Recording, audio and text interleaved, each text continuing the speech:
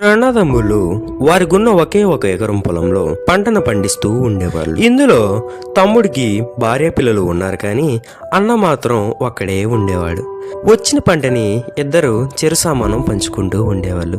అయితే అన్న ఇలా అనుకున్నాడు, నేనంటే ఒక్కడనే ఉన్నాను, తమ్ముడికి భార్య పిల్లలు ఉన్నారు, పంటను చిరుసామానం పంచుకోవడం న్యాయం కాదు అని ప్రతిరోజు తన వాటలో సగం తమ్ముడు వాటలో కల్పిస్తూ ఉండేవాడు.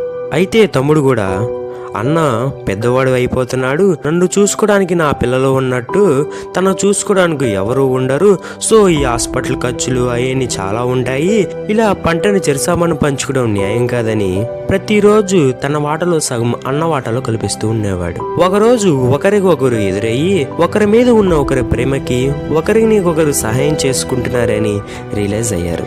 ఇక్కడ పాయింట్ ఏంటంటే, నువ్వు నాకేం చేసావని లెక్కలు కట్టం కాదు, నేను నీకేం చేయగలను ఆలోచించడమే నిజమైన ప్రేమ.